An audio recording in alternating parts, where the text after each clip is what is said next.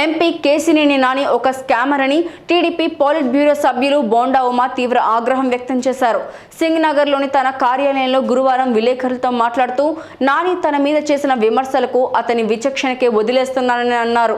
గతంలో ఒక బస్సుకు ట్యాక్స్ కట్టి 4 బస్సులు తిప్పేవాడని అన్నారు. దిక్కుతోచని స్థితిలో ఏం చేయాలో తెలియక మాపై విమర్శలు చేస్తున్నారని చెప్పారు.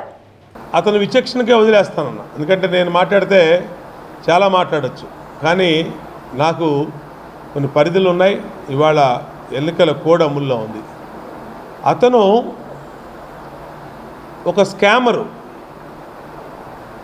దొంగ బళ్ళు నెంబర్లు తిప్పి ఒక బండికి ట్యాక్స్ కట్టి 4 బండ్లు తిప్పినప్పుడు బాలసుబ్రహ్మణ్యం ఏదైతే ట్రాన్స్పోర్ట్ కమిషనర్ ఉన్నాడో ఆయనే కేసు పెట్టి లోపలేసే పరిస్థితి వచ్చిన రోజున ఆయన మీదకి గొడవకి వెళ్ళి ఆయన ఆ గొడవలో మమ్మల్ని అందరూ కూడా తీసుకెళ్ళే పరిస్థితి ఇవాళ కేశినేని నానిది.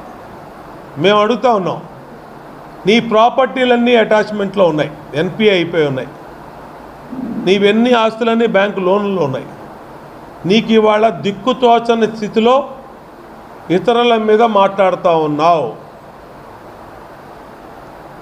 కాబట్టి అతని వ్యాఖ్యలకి విలువ లేదు.